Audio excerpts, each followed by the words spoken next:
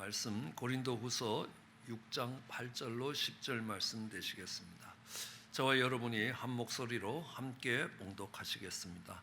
속이는 자 같으나 참되고 무명한 자 같으나 유명한 자요 죽은 자 같으나 보라 우리가 살고 징계를 받는 자 같으나 죽임을 당하지 아니하고 근심하는 자 같으나 항상 기뻐하고 가난한 자 같으나 많은 사람을 부유하게 하고 아무것도 없는 자 같으나 모든 것을 가진 자로다. 아멘. 어느 날 새벽 복음방송에서 사회자가 했던 말이 마음에 깊이 와닿았습니다. 솔로몬이 하나님의 크신 은혜를 받은 것은 솔로몬이 무엇을 구했기 때문이 아니라 오히려 아무것도 구하지 않았기 때문이라고 가르쳤습니다. 열왕기상 3장 5절에 보면 하나님이 기본에서 1000번제를 드렸던 솔로몬에게 나타나셔서 이렇게 물으셨습니다. 내가 내게 무엇을 줄고 너는 내게 구하라. 그럼 우리 같으면 두 번 생각할 것도 없이 구해야 될 것이 막 떠오를 겁니다. 근데 솔로몬이 이렇게 얘기합니다.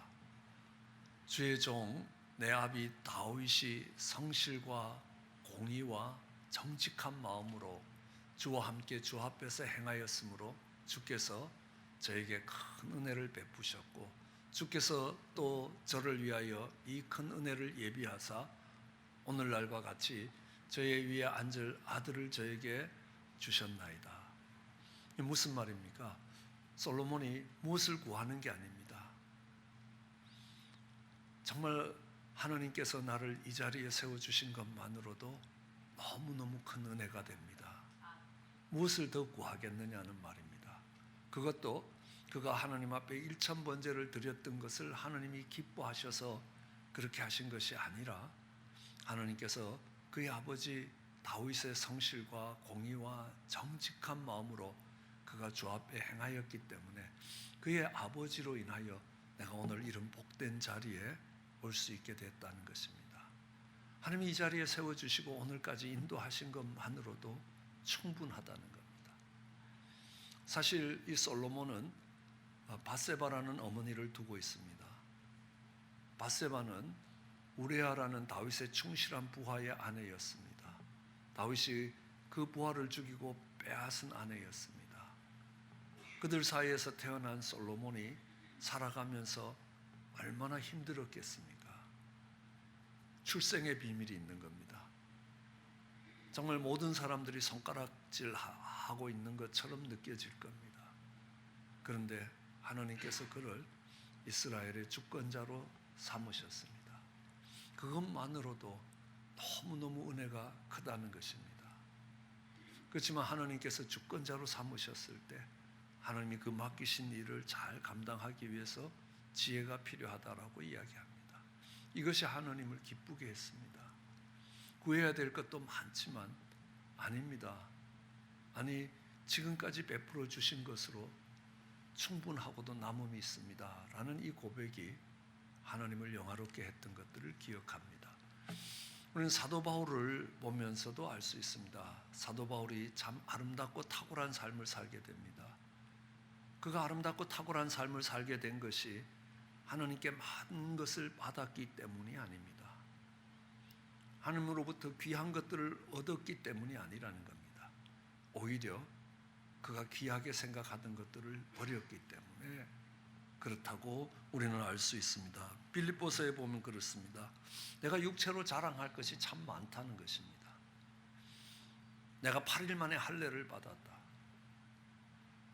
태어난 지 8일 되는 아이가 자신이 결정해서 할례를 받았겠습니까? 그 부모님들이 신앙의 유산과 전통을 가지고 나를 키웠다는 것입니다. 믿음의 집안에서 자랄 수 있었다는 겁니다. 이스라엘의 족속이요 베냐민 지파요. 그래도 이스라엘 가운데 혈통이 순수하게 보존된 베냐민 지파 출신이고 히브리인 중에 히브리인이고 율법으로는 바리새인이라는 겁니다. 그는 오늘날 하버드에 해당하는 가말리엘 문화에서 수학했습니다. 그리고 자신의 온 삶을 하나님의 율법을 지키는 데 헌신하겠다는 바리새인이었습니다. 열심으로는 교회를 핍박하고 율법의 의로는 흠이 없는 사람이다. 그러나 무엇이든지 내게 유익한 것을 그리스도를 위하여 다 해로 여겼다는 겁니다. 모든 것을 해로 여긴 이유가 있다면 내 주 예수 그리스도를 아는 지식이 가장 고상하기 때문이라. 내가 그 예수 그리스도를 위하여 모든 것을 잃어버리고 배설물처럼 버렸다는 겁니다. 그것은 그리스도를 얻고 그 안에서 발견되기 위하여 내가 세상에서 가졌던 자랑스러운 것들을 다 버렸다는 겁니다. 그것도 아까워하며 버린 것이 아니라 배설물처럼 버렸다는 것입니다. 그가 하나님께 무엇인가 특별한 것을 얻었기 때문에 그의 인생이 뛰어난 것이 아니었습니다. 오히려 그가 세상에서 특별하고 자랑스럽게 생각할 것들을 버렸기 때문에 그의 인생이 아름다웠고 그의 인생이 아름답게 하나님께 쓰임을 받았다는 것들을 알 수 있습니다. 우리 몇 주 전 예수님의 그 겟세마네 기도에 대해서 살펴보았습니다. 예수님이 겟세마네에서 드렸던 기도도 그렇습니다. 내 원대로 마시고 아버지 원대로 하옵소서. 이 잔이 내게서 지나갈 수만 있으면 지나가기를 원합니다. 그러나 내 원대로 마시고 아버지 원대로 하옵소서.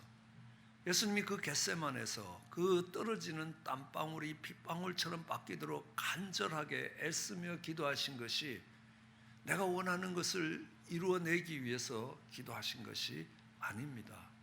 오히려 내가 원하는 것을 버릴 수 있기 위해서 기도하셨습니다.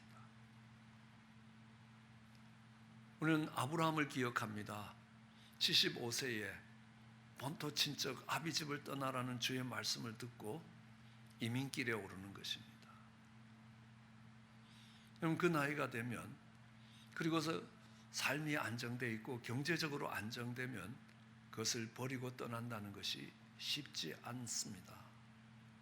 그런데 아브라함은 본토 친척 아비집을 떠나는 것으로 인하여 그는 믿음의 조상이 될 수 있었습니다. 주님이 베드로를 부르십니다. 네가 나를 따라오너라. 그러면 내가 너를 사람을 낚는 어부가 되게 하리라 라고 하실 때에 그 베드로는 배와 그물을 버려두고 주님을 따라가는 것입니다. 그 시대에 배를 소유하고 있다는 것은 상당한 부를 이야기하는 것입니다.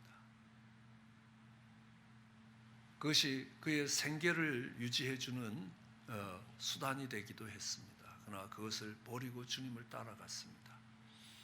그러기에 초대교회를 반석과 같은 위에 올려놓는 주의 사도가 되었습니다. 우리는 잘 알고 있습니다. 그러기에 버리면 얻게 된다는 것입니다. 마태복음 10장 39절에 보면 목숨도 네가 버리면 그 목숨을 얻을 것이라는 겁니다. 내가 목숨을 얻겠다 하면 잃게 될 것이고 그 목숨을 버리는 자는, 잃어버리는 자는 얻을 수 있을 것이라 라고 말씀하고 계시는 겁니다. 성경은 이야기합니다. 네가 낮아지면 높아질 것이라고요. 우리는 다른 사람들이 다 우러러보는 자리에 그 높은 자리에 가려고 발버둥 치는 것이 아니라는 겁니다. 낮아지면 하나님이 내가 너를 높일 것이라 라고 약속하고 계시는 것입니다. 같은 말씀입니다. 네가 으뜸이 되고자 최고가 되고자 하느냐? 그러면 종이 되어서 섬기라는 거죠. 종이 되어 섬기면 으뜸이 되게 될 것이라 라고 말씀하시는 겁니다. 죽으면 살 것이라고 이야기합니다. 약할 때 강할 것이라고 말씀하시는 겁니다. 우리는 이런 것을 패러독스, 역설적 진리라고 이야기합니다. 얼핏 보면 이 말이 안 되는 것 같습니다. 그러나 그 속에 깊은 의미를 담고 있는 것입니다. 깊은 진리를 담고 있습니다.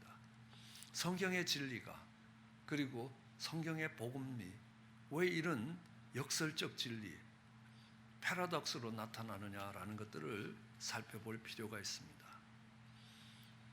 그 성경의 진리들이 사랑 위에 세워져 있기 때문에 그렇습니다. 힘의 논리가 아니라 사랑의 논리입니다. 그럼 우리는 사랑을 해봐서 알지 않습니까? 사랑하는 배우자가 있습니다. 또 사랑하는 자녀들이 있습니다. 그 사랑이 있으면요, 내가 먹을 것을 주고도 행복할 수 있습니다. 그 먹는 모습을 보고 즐거워할 수 있습니다. 내가 수고해도 그것이 수고로 느껴지지 않습니다. 그를 위해서 무엇인가 할 수 있는 것이 부담이 아닙니다. 기쁨입니다. 그럼 몇만 불을 사기당하면요, 얼마나 마음이 아프고 억울한지 모릅니다. 그런데 자녀들이 명문 대학에 가서 등록금 비싼 대학에 가서 그 등록금을 대주고 나서 기뻐할 수 있습니다. 똑같이 내 수중에서 돈이 없어지기는 마찬가지인데 정말 그 사랑하는 사람을 위해서 그렇게 할 수 있는 것이 부담이 아니라 기쁨입니다. 손해를 보고도 행복할 수 있습니다. 이것이 사랑의 능력입니다. 하느님께서 정말 예수 그리스도를 이 땅에 보내시는 겁니다. 우리 주님이 하늘 보좌를 버리시고 종의 형체를 입고 이 땅에 오셨다.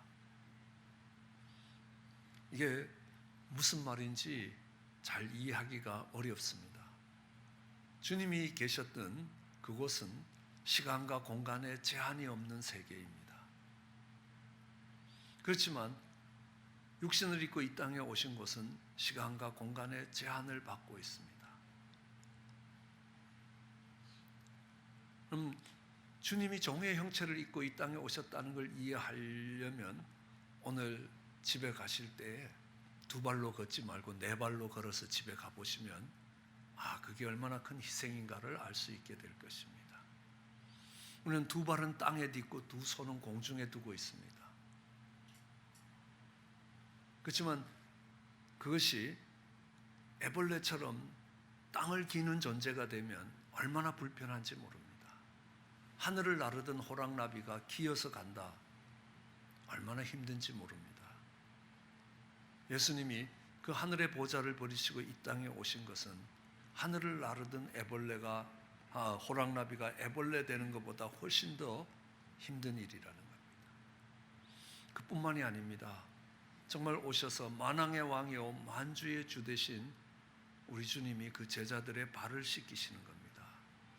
종으로 섬기시는 것입니다. 아니 그뿐이 아니라 그들의 죄짐을 담당하고 십자가에서 죽으시는 겁니다. 우리는 그걸 보면서 무엇을 알 수 있습니까? 이건 사랑이라는 겁니다. 우리가 우리의 자녀들을 사랑할 때 그렇게 할 수 있다는 것들을 알 수 있습니다.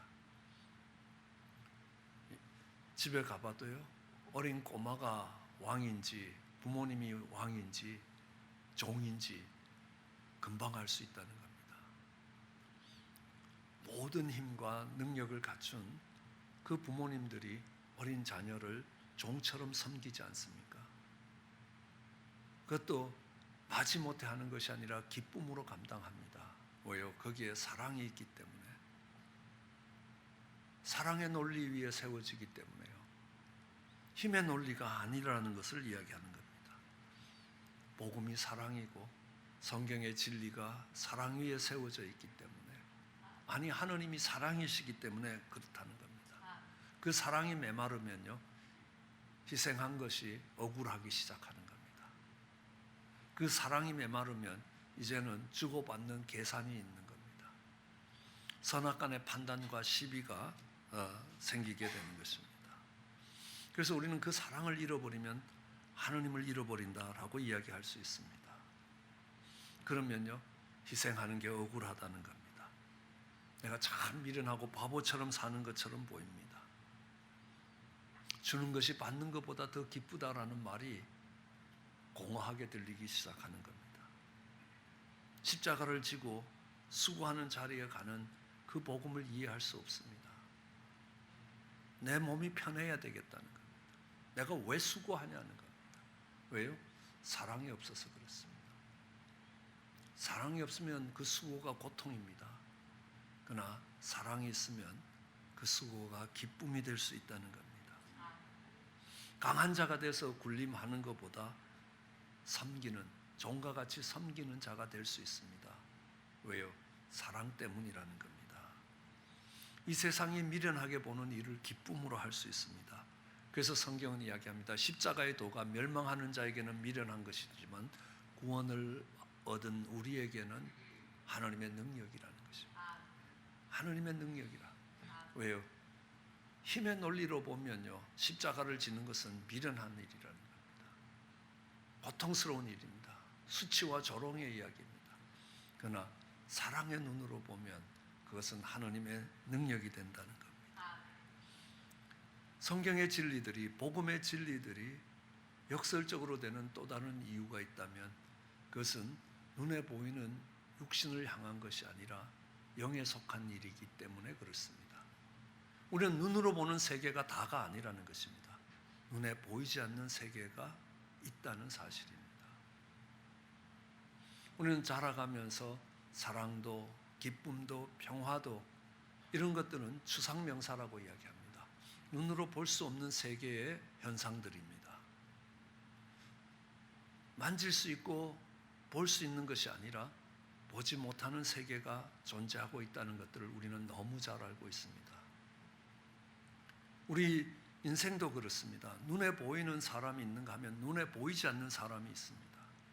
그러면 교통사고가 나서 팔이 잘리고 다리가 잘리면 그 사람의 보는 모습은 아주 달라졌습니다. 그럼에도 보이지 않는 그 사람은 달라지지 않는 그 사람의 본질이 남아있다는 사실입니다. 그래서 우리는 보이는 세계를 육이라고 이야기하면 보이지 않는 세계를 영이라고 이야기합니다. 이 육과 영은 대치 상태에 있습니다. 함께 가는 것이 아닙니다. 육신의 생각은 성령의 생각을 거스른다는 겁니다. 영의 생각을 거스르는 겁니다. 영의 생각은 육신의 생각을 거스르는 것입니다. 서로 갈등 속에 있다는 것입니다. 그것들이 우리의 마음 속에서 싸우고 있다는 겁니다. 그래서 사도 바울은 이렇게 고백합니다. 나는 참 공고한 자라. 오라 나는 공고한 자라. 내 속에 영의 생각과 육신의 생각이 싸운다는 겁니다. 그 육신의 생각은 사망이라는, 죽고 망하는 쪽으로 가는 것이고, 영의 생각은 생명이고 기쁨과 평강이라고 이야기합니다. 그렇기 때문에 성경은 우리에게 가르칩니다. 영을 쫓는 사람은 반드시 육을 죽여야 된다는 것입니다. 육을 죽일 때 그 영이 살아난다는 겁니다. 육의 영역에서 죽어지면 영의 영역에서 생명의 역사들이 일어나는 것입니다. 우리는 육을 심으면 육의 것을 거둘 것입니다. 영을 심으면 영의 것을 거두게 될 것입니다. 육을 심으면 안 거둬지는 게 아니라는 겁니다. 거둬지는 것이 있습니다. 그것은 육에 대한 열매, 그것은 육신이 사라질 때 없어질 열매라는 겁니다. 그래서 이야기합니다. 돈을 위해 기도하지 말라는 것입니다. 물질을 위해 기도하지 말라는 겁니다. 그럼 어떻게 기도해야 되느냐? 그 물질을 통해서 하나님의 살아계심을 경험할 수 있어야 하는 것입니다. 그것들을 통하여 하나님이 살아 역사하고 계시고 오늘도 우리를 이끌어가고 계시다는 것들을 경험할 수 있는 것이 복된 것입니다. 돈을 얻을 수 있을 것입니다. 그렇지만 그것은 육신이 끝나는 날 아무 의미가 없다는 것을 이야기합니다. 소경 바디메오가 앞을 볼 수 없어서 주님께 간구합니다. 보기를 원합니다. 그의 눈이 떠져서 보게 됩니다. 그러나 그 보게 되는 것이 무슨 의미가 있겠습니까? 조금 시간이 지나면요, 어차피 그 눈은 다시 안 보일 겁니다. 흙으로 돌아가서 썩어질 것이라는 겁니다. 그러나 그의 눈을 뜨는 것들을 보면서 하나님의 살아계심과 하나님이 베푸시는 은혜와 긍휼을 경험한다면 그의 그 눈뜬 사건은 영원과 연결되는 영의 사건이 되는 것입니다. 그래서 육의 것이 아니라 육의 것을 버리면 영의 것을 얻을 수 있습니다. 육의 것을 죽이면 영의 것이 살아난다라고 말씀하고 계시는 것입니다. 그래서 우리는 먼저 그 나라와 그 의를 구하라라고 이야기할 때 영에 속한 영역을 구하라는 것입니다. 몇 번 말씀드렸지만 저희 교회 집사님은 아니지만 어느 의사분이 개업을 하면서 기도를 부탁합니다. 병원이 잘 되게 해서 정말 선교헌금도 많이 할 수 있게 해달라 그렇게 부탁을 합니다. 그래서 목사의 양심상 그렇게 못하겠다. 왜냐하면 당신 병원이 잘 되려면 얼마나 많은 사람들이 아파야 되겠냐.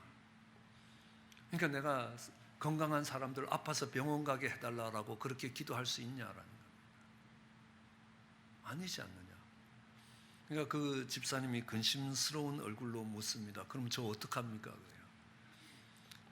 살다 보면 정말 우리의 육신에 병이 찾아올 때 있다는 겁니다.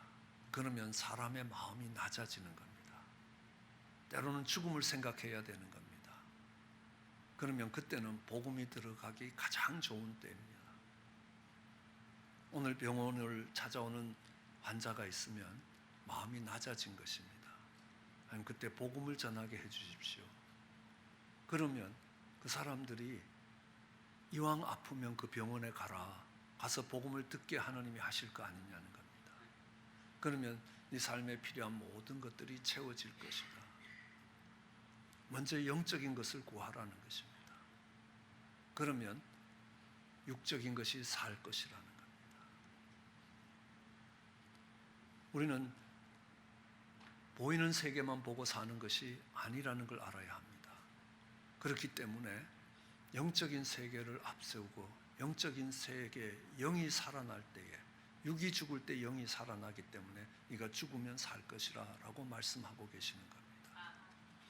이 복음의 진리가 이 패러닥스, 역설적 진리가 되는 또 다른 이유는 뭐냐 하면 우리는 이 땅의 것이 아니라 하늘의 것을 이야기하기 때문에 그렇습니다.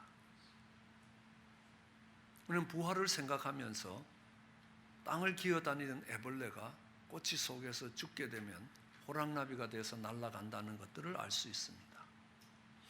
애벌레가 살아가는 세계와 호랑나비가 살아가는 세계는 다르다는 겁니다. 살아가는 방식도 다르고 가치도 다르다. 우리는 이 땅의 것들을 가지고 살아가는 것이 아니라 하늘의 것을 가지고 살아야 된다는 것들을 이야기합니다. 땅의 것이 죽으면 하늘의 것이 살 것이라 라고 말씀하시는 겁니다. 그 애벌레가 이 땅에서 보다 오래, 보다 건강하게 잘 살아보자라고 이야기하면 호랑나비가 될 기회가 없습니다. 꼬치 속에서 죽으면 호랑나비가 된다는 것입니다. 네가 죽으면 살 것이라. 그것이 우리에게 무엇을 의미하고 무엇을 가르치는지 하나님은 그가 만드신 만물 속에 분명하게 보여 알게 하셨습니다. 그러므로 우리는 이 땅의 가치 기준을 가지고 사는 게 아닙니다. 하늘의 기준을 갖고 사는 것입니다. 하나님 나라의 기준을 갖고 사는 겁니다. 이 땅에서는 누가 나라를 차지합니까?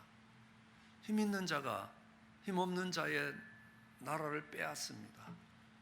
우리는 한때 국력이 약해서 일본의 나라를 뺏기고 36년 동안 고통스러운 시간들을 지나갔던 역사를 갖고 있습니다. 왜 나라를 빼앗겼습니까? 힘이 부족해서 빼앗겼습니다. 국력이 약해서 빼앗겼습니다. 세상은 그 힘이 자기를 지키는 것입니다. 그런데 하느님의 나라는 그렇게 이야기하지 않습니다. 마음이 가난해지면 그 하느님 나라를 소유하게 될 것이라, 하느님 나라를 얻을 수 있게 될 것이라. 많은 것을 가졌기 때문이 아니라는 겁니다. 아니 오히려 가난해지면 그들이 하느님의 나라를 소유하는 부유한 자가 될 것이라 라고 말씀하시는 겁니다. 이 땅의 가치를 갖고 이야기하는 것이 아니라 하늘의 가치를 이야기하기 때문에 그렇습니다. 여러분, 어떤 사람이 큰 사람입니까? 어떤 교회가 큰 교회입니까? 어떤 사람이 큰 헌금을 한 사람들입니까? 많은 사람들이 출석하고 재정이 든든한 교회가 큰 교회냐는 겁니다. 그는 세상이 크다고 보는 것이라. 가장 큰 헌금을 한 사람이 누구입니까? 록펠러 같은 사람입니까? 카네기 같은 사람입니까? 아마 금액으로 따지면 그만큼 많은 금액의 헌금을 한 사람이 없을 겁니다. 그러나 하나님 그렇게 말씀하시지 않습니다. 쿼러 2개가 안 되는 동전 2개를 헌금한 과부의 헌금을 가장 큰 헌금이라고 말씀하시는 겁니다. 그건 이 땅의 가치와 하나님의 가치가 다르다는 걸 이야기합니다. 하나님은 약속하십니다. 네가 이 땅에서 낮아지면 내 나라에서, 하나님의 나라에서 높을 것이라 라고 이야기합니다. 그럼 세상의 가치가 교회에 그대로 들어오면 그것을 일컬어서 교회가 타락했다라고 이야기합니다. 이 교회가 얼마나 큰 교회냐는 겁니다. 얼마나 낮아질 수 있느냐라는 것들을 물으시는 것이지, 얼마나 많은 것을 소유했느냐, 얼마나 많은 것을 가지고 있느냐라는 것을 이야기하고 있지 않다는 것입니다. 그가 얼마나 큰 사람이냐, 그가 얼마나 낮아질 수 있느냐, 얼마나 종처럼 낮아진 자리에서 섬길 수 있느냐라는 것들을 이야기합니다. 그러고 보면요, 가장 위대한 역사는 갈보리 산의 십자가의 역사입니다. 여러분, 세상의 가치로 그 십자가를 보십시오. 얼마나 고통스러운 시간입니까? 얼마나 무시와 멸시를 받는 시간입니까? 손가락질과 조롱을 받는 그런 고통스러운 시간들입니다. 고통스러운 자리입니다. 그렇지만 그 십자가가 능력입니다. 그 십자가가 생명입니다. 여러분, 주님 앞에서 내가 하느님 나라에서 우편에 좌편에 앉겠다고 하던 제자들 속에 어떤 일이 일어났습니까? 꼭 네가 앉아야 되느냐 하고 싸움이 일어났습니다. 싸움은 어디서 일어나겠습니까? 높아지고자 하는 사람들 사이에서 일어납니다. 그러나 그 제자들이 십자가를 지고 낮은 자리로 내려갔을 때에 초대교회의 위대한 역사들이 일어났습니다. 그들이 주님 나라에서 높아지기 위해서, 높은 직위를 차지하기 위해서 싸울 때는 갈등밖에 없었습니다. 아무런 생명의 역사가 없었습니다. 그러나 그들이 주님과 같이 낮아지기 시작할 때 거기에는 놀라운 역사들이 일어났습니다. 생각해 보십시오. 오른뺨을 때리면요, 왼뺨을 내밀어라. 세상은 그렇게 하면요, 바보라고 이야기합니다. 너는 왜 당하고만 사느냐라고 이야기합니다. 아닙니다. 성경은 그렇게 살라고 이야기합니다. 왜요? 내가 이 땅의 가치를 가지고 사는 사람이 아니기 때문에 그렇습니다. 여러분, 무엇을 귀하게 여기고 무엇을 위하여 힘과 시간과 노력을 들이고 있습니까? 언제 안타까워하십니까? 여러분, 돈을 잃어버리고 안타까워하십니까? 아니면 하나님과의 관계가 멀어짐으로 인하여 안타까워합니까? 저는 오래전 디트로이트에서 암닥터로 일하시는 원정수 권사님 간증을 들으면서 참 충격을 받았습니다. 그분이 암닥터로 일하시면서 병원에서, 큰 병원에서 일하다가 또 자기 개인 병원도 하나 더 냈습니다. 그러니까 돈은 잘 벌리는데 기도할 시간이 없더라. 새벽에 회진을 해야 되기 때문에 새벽 기도 시간을 구별할 수가 없었습니다. 그래서 하나님께 기도했습니다. 그 잡을 갖고 있으면 40만 불이라는 연봉을 더 받게 됩니다. 하나님, 이걸 갖고 수많은 선교사들을 지원할 수 있고 수많은 일들을 감당할 수 있습니다. 그 권사님이 이렇게 간증하시더라고요. 미국에 오니까 하나님이 응답도 영어로 하시더라고요. I don't need result, I need relationship. 내가 결과를 요구하는 것이 아니라 나는 너와의 관계를 요구한다. 그래서 그 권사님이 40만 불의 직장을 포기합니다. 참 귀한 하나님의 사람이라는 생각을 합니다. 무엇을 가치 기준으로 삼고 살아가느냐라는 것을 이야기합니다. 광야에서 유혹을 받던 예수님께 마귀는 이야기합니다. 내가 천하만국의 권세와 영광을 다 주겠다는 겁니다. 머리 한 번만 숙이면요. 그럼요, 세상에 떵떵거리며 복음을 전할 수 있을 것입니다. 네, 아닙니다. 복음은 그 권세와 영광을 갖고 들어가지 않습니다. 조롱과 수치라고 이야기하는 십자가를 통해서 복음이 전해지고 있습니다. 가장 역설적인 것이 바로 이 십자가입니다. 왜요? 그 십자가가 사랑의 논리 위에 세워져 있습니다. 세상의 논리 위에 세워진 것이 아니라 하나님 나라의 논리 위에 세워지기 때문에 그렇습니다. 하늘의 가치 위에 세워지기 때문에 그렇습니다. 눈에 보이는 것들을 위해서 세워진 것이 아니라 눈에 보이지 않는 영을 위하여 세워진 것이기 때문에 육을 위한 것이 아니라는 겁니다. 육에는 고통과 사망이 찾아왔습니다.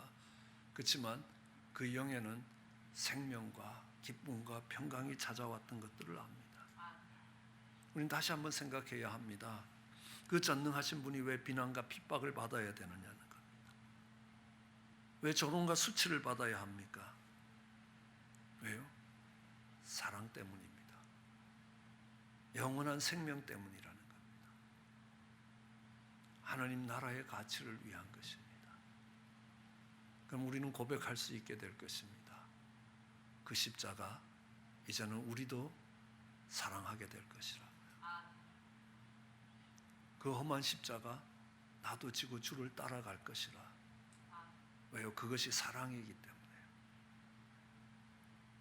그것이 잠시 잠깐 있다가 사라질 육체를 위한 것이 아닙니다. 육을 위한 것이 아니라 영원한 생명을 위한 것이기 때문에 그렇습니다. 그것이 두 발을 딛고 사는 이 땅을 위한 것이 아니라 하늘의 가치로 살기 때문에 그렇습니다. 성경은 그것을 우리에게 가르칩니다.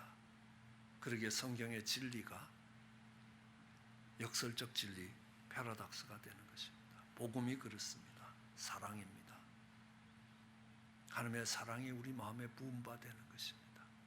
그 사랑의 눈으로 보면 감격할 수밖에 없는 일이에요. 영원한 생명을 따라가는 것입니다.